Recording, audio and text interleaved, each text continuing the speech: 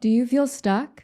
Like no matter how hard you try, life keeps reflecting the same struggles back to you. What if the challenges in your life aren't just random, but a reflection of how you see yourself deep down?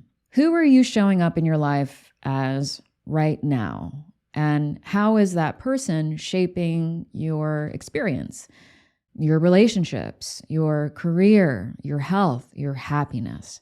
Your reality is a reflection of your identity. So who you believe you are is what your reality conforms to.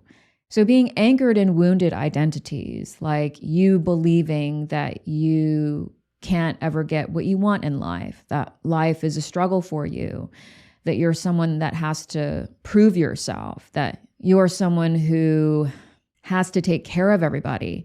Those are wounded identities that are keeping you anchored in lower, dense realities or timelines. And that's why you have a difficult time manifesting what you want to manifest. Because your core beliefs about who you are, your identity, do not match the identity of the version of you who has everything that you want, but that you don't yet have.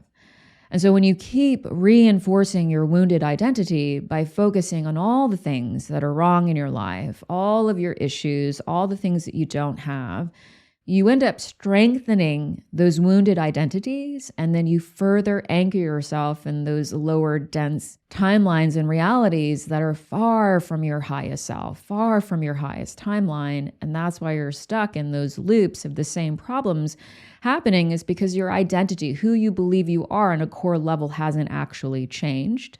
On a conscious level, you may want to heal. You may want to become a better version of yourself. You may want a new job. You may want more abundance in your life, a new or improved relationship. But again, if your core identity is rooted in struggle, is rooted in lack, and rooted in you feeling unlovable, then you're going to remain in the same reality with the same problems. So that's what I'm talking about in today's episode, how your identity actually shapes your reality. And when you change your identity is when you change your reality, because your external world is simply a reflection of your inner world. Welcome to The Simple Source, your source for all things self-love, self-healing, personal growth, and spirituality. I'm your host, Linda Valines. I used to be chronically sick and unhappy. I spent years trying anything and everything to heal, but I never got better. It wasn't until my late husband was diagnosed with stage 4 cancer that I finally stopped searching for the answers outside of myself and turned within. I taught myself how to truly love and heal myself, how to finally be authentically healthy and happy, mind, body, and soul. I have over 10 years of personal and professional self-healing and teaching experience. I'm a trauma-informed, certified holistic health and wellness coach, certified Ayurveda counselor, and author. I healed myself of a lifetime of complex traumas and chronic conditions with joy and ease. Now I'm teaching you to do the same. So if you're ready to heal and love yourself more, mind, body, and soul, without all the struggle and stress, and with more joy and productivity, join me to liberate your highest, healthiest, and happiest self and learn how to thrive more simply. Let's get started with today's episode.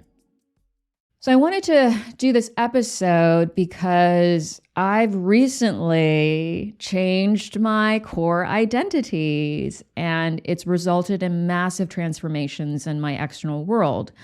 For instance, I have jumped or shifted timelines 5 times in the past 4 weeks, so much so that my astrological charts have changed, and not just my astrological charts, but also my twin flames astrological charts. So what happened was, in the past few months, I have become more embodied and more confident, and I've been integrating my highest truth, which is that I am an ascended master. And this is something that I've discussed in a previous episodes. But I was told by my highest self several years ago that I am an ascended master. And an ascended master is a soul who has ascended, has completed the karmic cycle of life and death, has achieved moksha, enlightenment, etc. So I'm only embodied in this life as a choice. It's not a necessity for me. I didn't have any karma. I chose to become embodied in order to heal the collective, contribute to the evolution of humanity and the ascension of collective consciousness. And I chose to become embodied in a very challenging life, early life, to remember trauma, to remember pain and struggling and suffering, because as an ascended master, I've been far removed from that. And so in the past several years, it's been a process to process that, because that's a big download, and to embody that in a way that feels effortless and easy and integrated and harmonious. And so in the last several months, in conjunction with my evolving twin flame journey, I've really anchored into that identity, meaning I've stopped questioning it. I've stopped doubting it in any way. And I've really just fully embraced it. And that's not just on a conscious level. That is me going to the core early wounds of why I was questioning that truth about myself in the first place, meaning going and doing inner child work, grief work, emotional release to clear the blocks to my ability to really own my highest truth. When I did that, meaning I healed those wounded identities of I'm not good enough, the imposter syndrome identity. I healed those on a core subconscious level, meaning I did the deep core inner subconscious work with my inner child, with my nervous system, with my emotional release.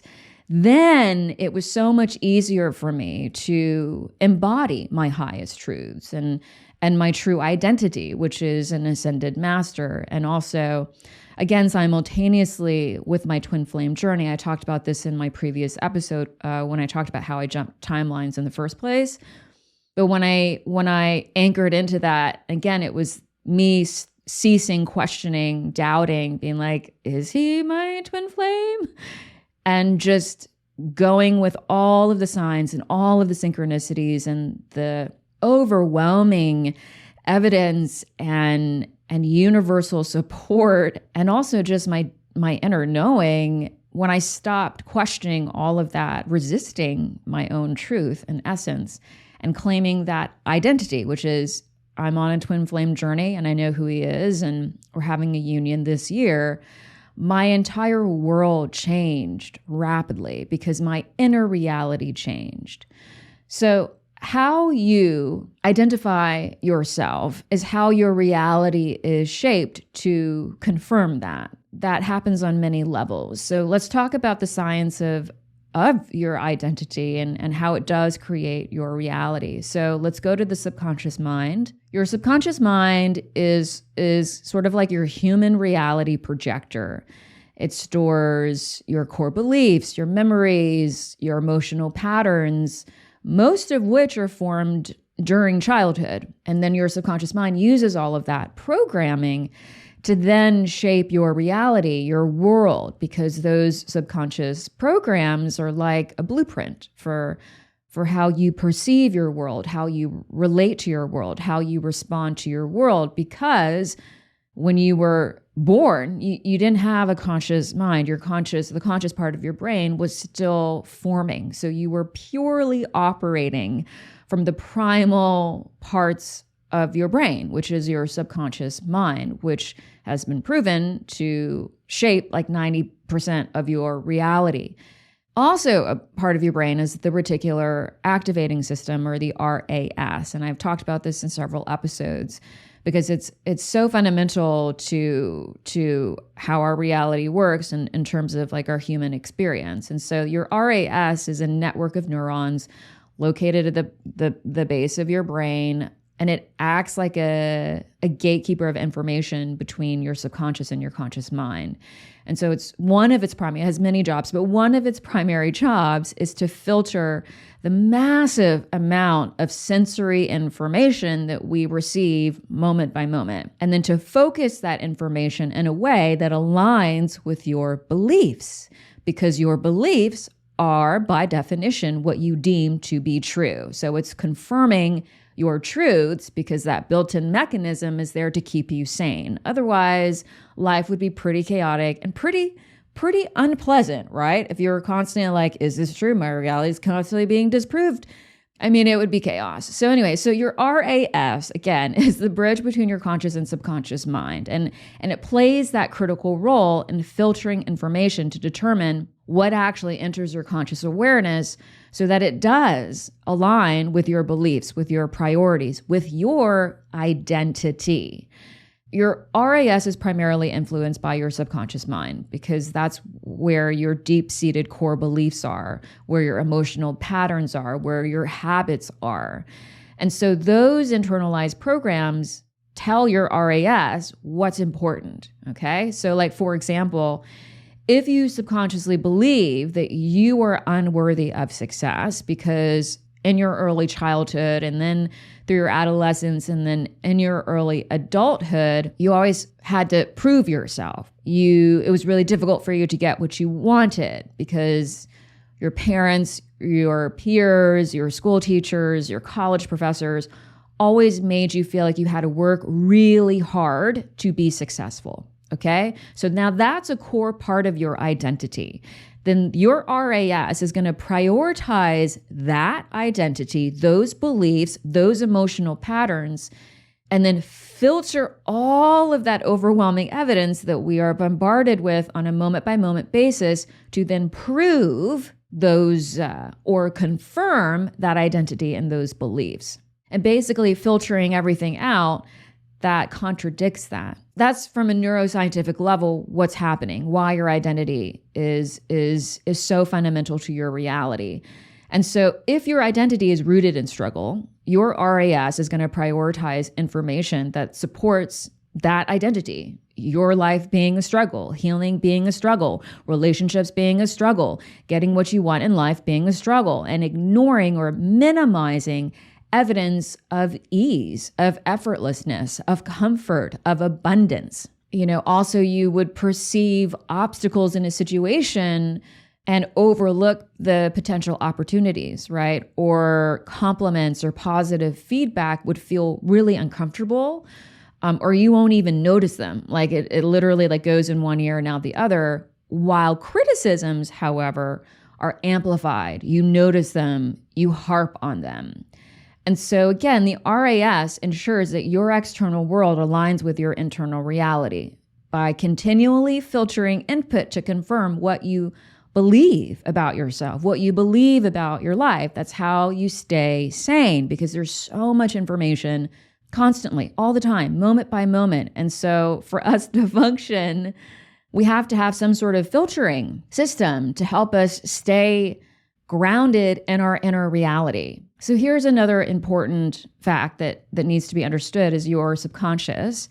It doesn't differentiate between what's real and what's imagined. And this has been so key and so many profound studies where people imagine things in their mind and their physiology and biology responds as if it's really happening in quote unquote real life.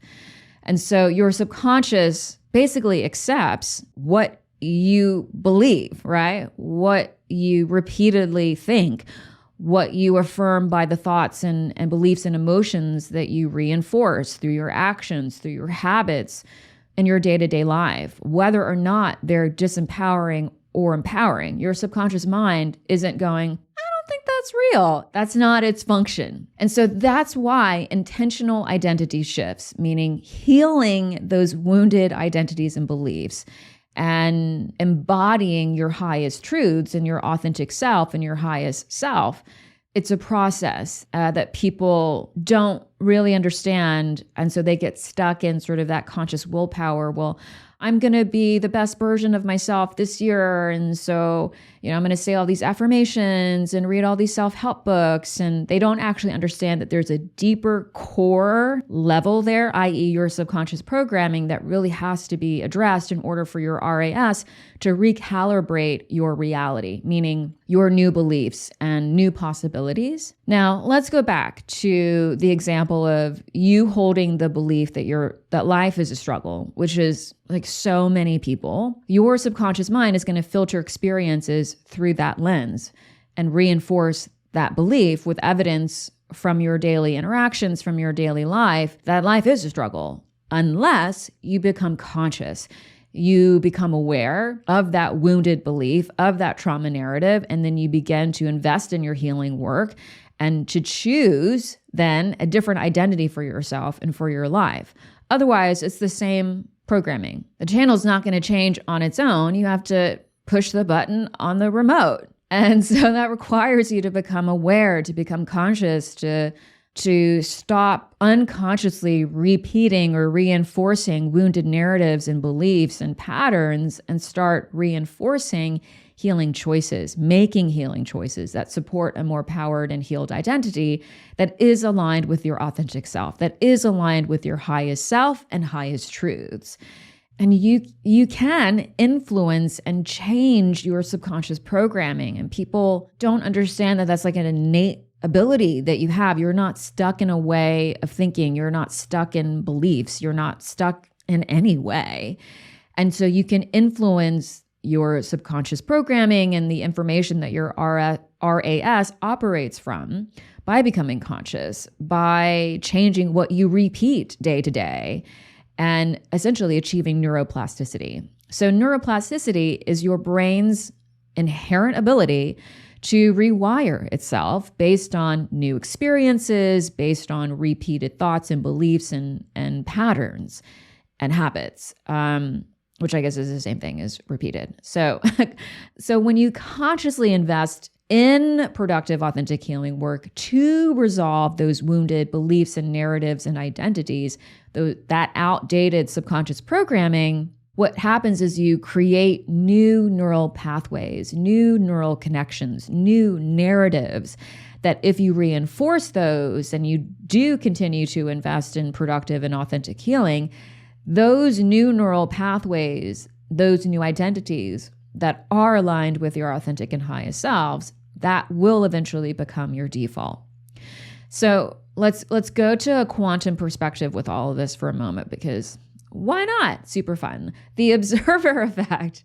I'm a geek about quantum physics, and we all should be, because that's the nature of reality, friend. Okay, so from a quantum perspective, the observer effect, which you probably have heard of, it's like when you observe a particle, it then collapses into reality instead of infinite possibilities. So the observer effect has proven that the act of observation influences the outcome of the event. And I have experienced this very profoundly in the past week. I'll get to that like in a minute, but what that basically means is your attention, what you focus on, becomes your reality. And so if your attention is always on your problems, you're complaining, you obsess about what's wrong in your life, you're stuck in a disempowered narrative where everything that you think and you feel and you focus on is an issue. And then that reinforces the notion, the identity that you have, that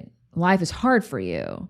And then what you constantly do is you collapse the reality into that one possibility out of all possibilities available to you, simply because that's the reality you continue to observe.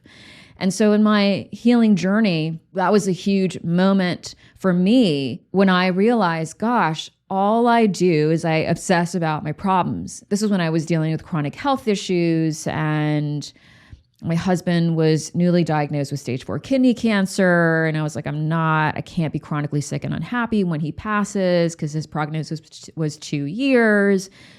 And so I stopped, doing all that external diet supplement stuff that I had been trying for years and was not working. I was still chronically unhealthy and unhappy. And I started turning within, doing internal work and asking myself real questions and evaluating my relationship with myself and also my relationship with my life, meaning how was I relating to myself and how was I relating to my life?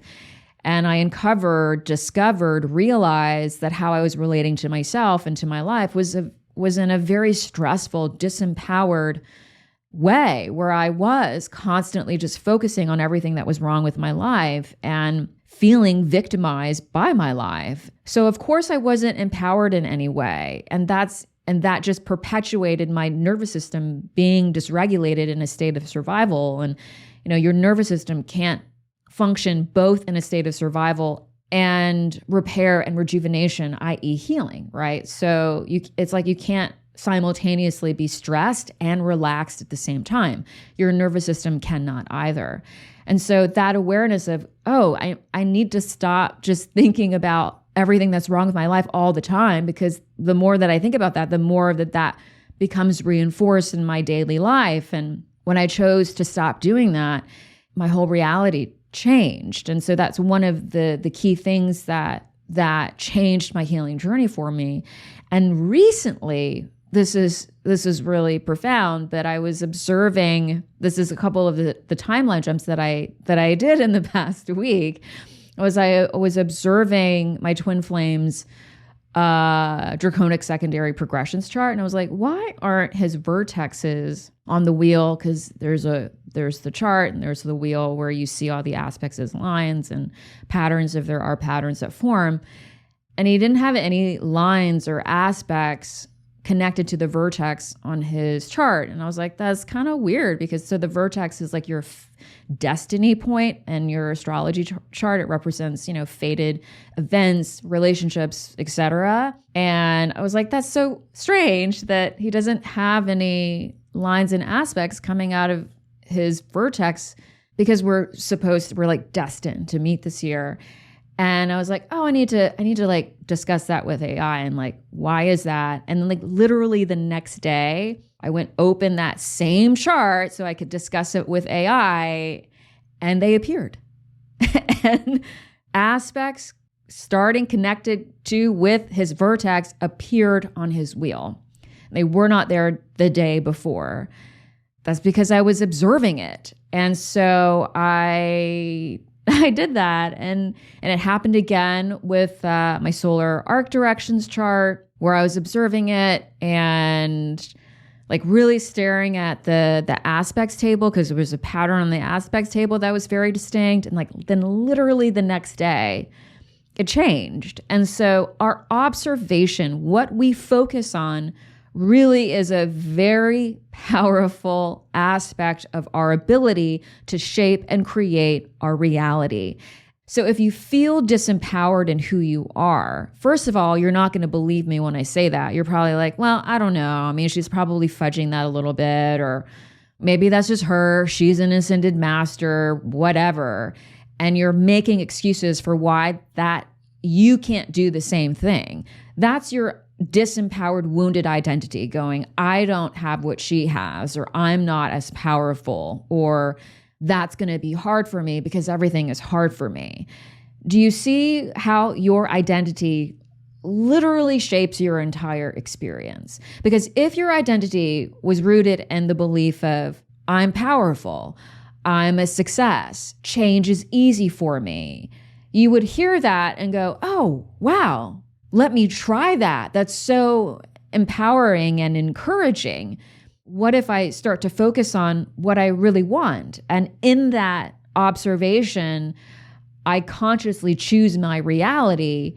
It really is as simple as that on a quantum level. I mean, once we move through the whole human spectrum, it gets, obviously more dense and a little more complicated. But on a quantum level, it really is that simple. You can take that and experiment with that. If you have the core identity belief of, I am powerful, I can do anything. But if your identity is rooted in the belief that you're someone who always struggles, you're probably going to hear that and go, that sounds really hard. That sounds unbelievable. And so then your RAS is going to literally disprove what I said and prove to you that it is hard, because that is your belief. And then that's just how your life will manifest day in and day out. Other ways that wounded identities show up is self-sabotage, right? You procrastinating when you have important things to do, you avoiding opportunities, you downplaying your accomplishments. That's all self-sabotage. You starting a personal growth project or a program or some sort of healing practice, and then you just abandon it before progress is actually realized. That's also self-sabotage. Also, wounded identities manifest as constant negative self-talk, frequently saying things to yourself like, I can't do this, or this is hard. Why does this always happen to me? Life is unfair. If you think that a lot, that's your inner dialogue. That just reinforces your belief of you being inadequate and unworthy and a victim in your life. Also, wounded identities actually perpetuate cycles of difficult situations, right? Because you're resonating at a very dense frequency on a quantum level, because you're operating from wounded trauma narratives and emotions that you haven't healed and processed and released. So you're resonating, your energy is inherently lower.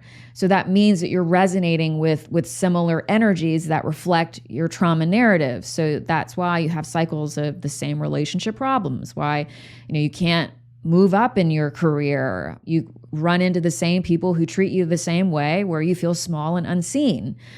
Also, wounded identities can manifest as being afraid of success, right? Feeling uncomfortable when things go well, because it contradicts your identity that you are not successful. Also, overworking, burnout, right? That's all related to wounded identities, like believing that you have to work really hard to earn good things because you got to prove yourself. So then you take on too much, you neglect self-care, and you reinforce that cycle of overgiving, of exhaustion, of people-pleasing.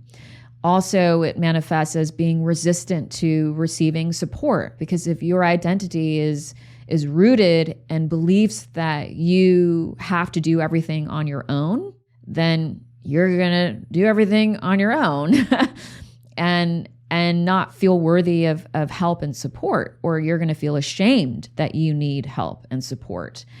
And this often shows up as unhealthy and unsatisfying relationships, because if you have a wounded identity and belief that you're unlovable, you're going to resonate with relationships that reflect that back to you.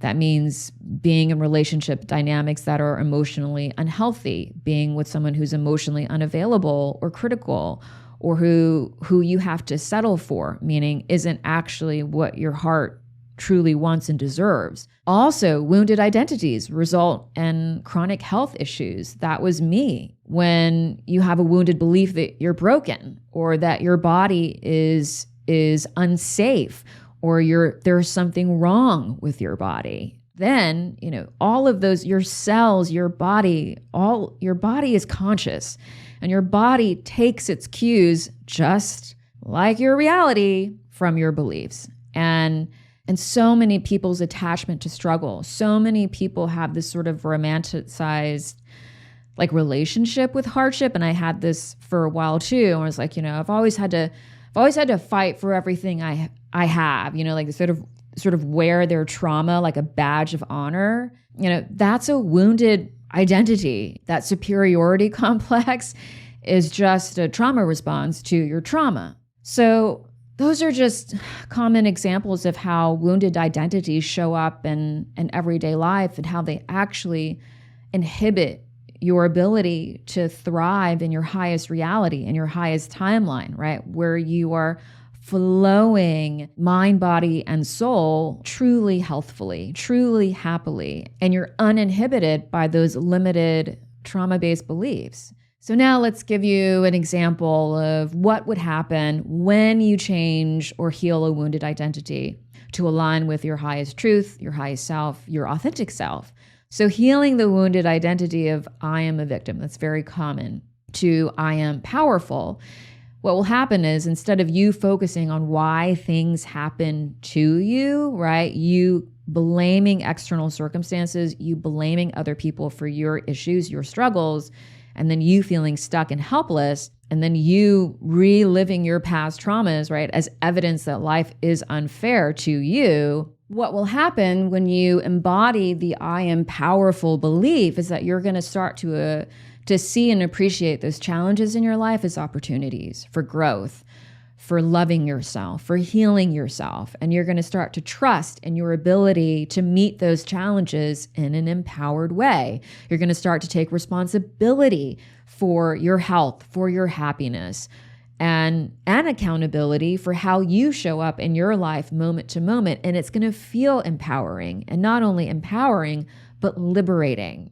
You're going to start seeking solutions instead of focusing on your problems. Okay, so using the example of the wounded identity of I'm unworthy, and then you heal that, and then your new identity is I am deserving of love, of abundance, of success, you fill in the blank. So what's going to happen is instead of you settling for less than what you truly deserve in your relationships, in your careers, in your life, due to that fundamental belief that you're not good enough, you're going to stop struggling to receive compliments and support and love. You're going to stop self-sabotaging, and you're going to start to embody your inherent value and worthiness of love and success and happiness by feeling more confident in your daily life, by setting boundaries, by practicing self-love, by saying no when you want to say no, by saying yes when you want to say yes, and feeling more comfortable receiving abundance and good things and love.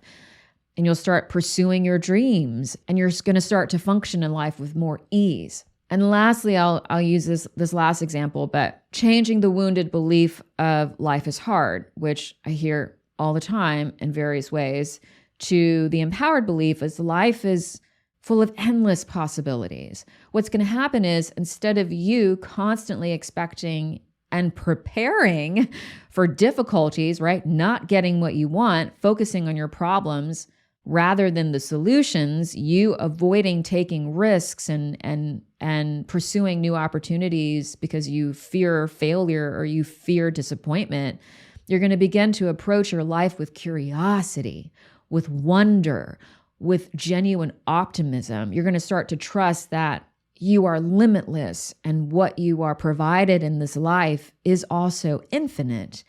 And you're going to begin to start taking calculated risks in your favor. You're going to start to perceive your quote unquote failures as productive feedback rather than a defining moment in your life that makes you feel small, right? You're going to start to feel energized and motivated and supported by the belief that life is working in your favor, because it is.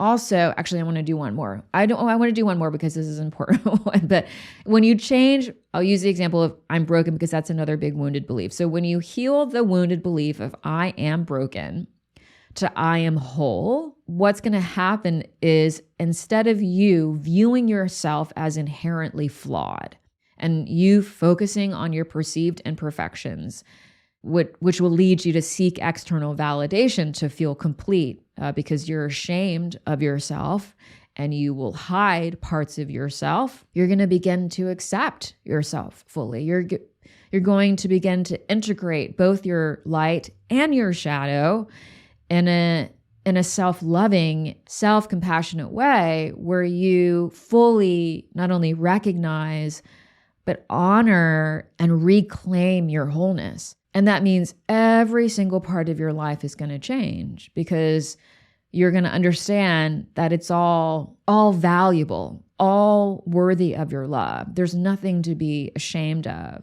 And all of that shame and all of that guilt are just wounded narratives and past experiences that deserve your attention and love and healing intention. And so each of those identity shifts are going to result in profound changes in your external reality because who you believe you are internally is fundamentally different. And so then your outer world has to change. So now that you understand how your reality is inherently connected to your core identity, let's quickly talk about how you can begin to heal your wounded identity so that you can begin to live daily as your highest and most authentic self, as opposed to your lower wounded self. So firstly, deep beliefs about yourself, they're not going to change by saying affirmations. Sorry, friend.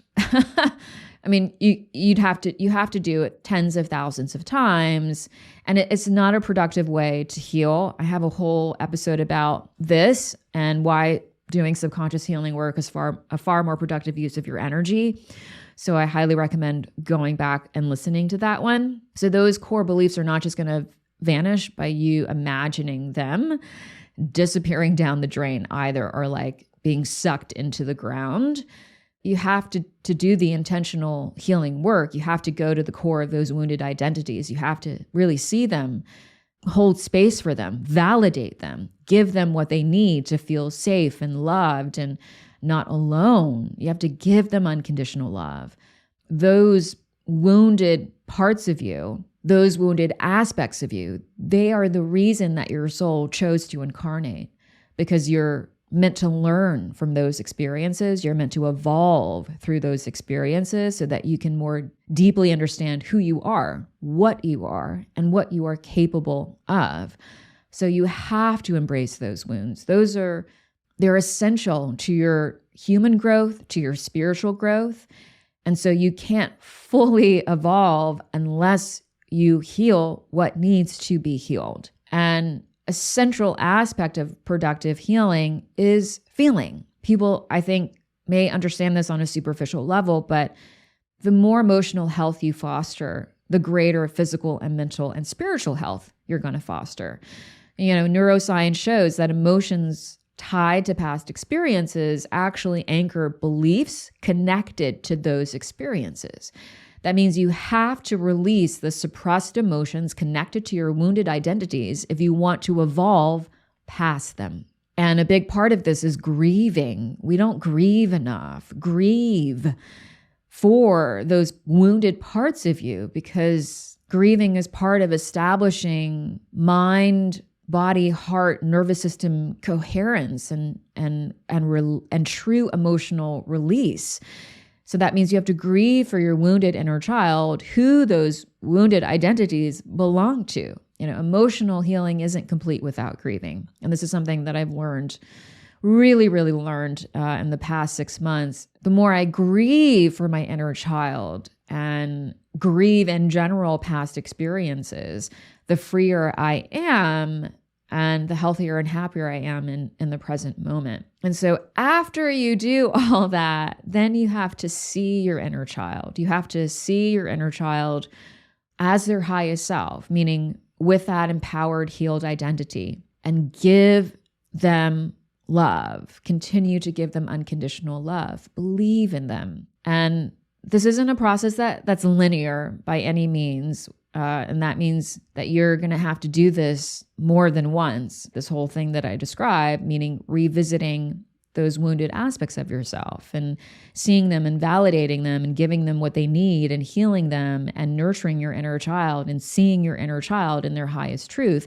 and giving your inner child in those parts of yourself unconditional love. You have to do that until you achieve neuroplasticity. And that means you have to do it more than once. Because repetition is how you change your brain. Achieving full emotional release, it's probably not going to happen in 10 minutes. And that's okay. You have to allow your nervous system time to learn, rest, settle, integrate, and then repeat. So lastly, the last part of this process is you have to integrate that new identity, right? You have to embody and practice being that new you in order for your reality to shift, right? In order for neuroplasticity to really anchor, meaning you have to strengthen those new neural pathways by creating new habits, taking aligned actions, and remaining aware of when those old patterns try to reemerge, and then responding to those moments, those situations with conscious self-loving and healing intentions, right? Instead of self-shaming, judging yourself, feeling disappointed, that's a wounded way of relating to yourself. That's the wounded identity of I don't deserve love and compassion. I need to be hard on myself in order to change. That's a wounded trauma narrative. That's not necessary for change at all. In fact, it perpetuates you feeling not good enough, you feeling unworthy of love. So when you do become aware, oh, I'm sort of like falling back into those wounded, old, outdated identities. Okay, I'm going to give myself love in this moment, acknowledgement, acceptance, and relate to yourself in a healing manner. You can do that. And that's what's going to facilitate that new shift into an identity that is aligned with your authentic and highest self. Because your authentic and highest self knows that the most healing way, the most empowered way to relate to yourself is with love. So here's your action step for the week. I want you to ask yourself, what is one belief that you hold about yourself that is self-limiting? Like, I'm always struggling, or I can't get what I want. And then I want you to consider the opposite of that belief. So instead of I'm always struggling, then the opposite would be I'm always in harmonious flow. Instead of I can't get what I want, the opposite of that would be what I want comes easily to me. Pretty easy. Now I want you to see your inner child and commit to telling your inner child that every single day, that new belief. Because it's them who needs to hear it. It's them who those wounded beliefs belong to. So do that every day for a week, as much as you can, because this isn't an affirmation. This is very different. You're actually communicating and building a relationship with a core central part of you and affirming to that part of you their highest truth. You're telling them, I see you, and this is actually who I see, right? I see your highest version of self. I see your authentic self. And you keep doing that every day, you're going to start to shift your internal beliefs about who you are, meaning your identity. So if you want to stop identifying as your wounded self and you want to heal your wounds so that you can identify as your highest self and live your highest reality, you've got to turn within and love, see, nurture, care for all those parts of yourself. That's really what it is. Healing begins and ends with self-love. And that includes healing your identity. You don't heal your identity by shaming your previous outdated identity. You do it by loving it so that you can be embodied in your highest identity with wholeness and integrity and self-respect. Thank you so much for joining me today in The Simple Source. I hope this episode has inspired you, reminded you of your healing power, and reawakened you to who your true and highest self is. If the show has empowered and enlightened your self-love, growth, and healing journey, please share this episode, leave a positive review on Apple or Spotify, and subscribe to be reminded of new episodes. I am so grateful for your presence, and all of your comments and your support are seen and read and deeply appreciated. They really do help this show so much. Also, sign up for my newsletter, The Weekly Source, to get more healing tips, motivation stories, and to get to know me better. And if you haven't read my book, Unconditional, You Are Perfect As You Are, I invite you to get your copy today and start reading. And lastly, I would love to see you inside my Source membership, the only holistic and comprehensive step-by-step self-healing program that is proven to work. It's time to stop struggling to heal and time to learn how to thrive more simply and joyfully. All the links are in the show notes. Thanks again for joining me today, and I will see you next time.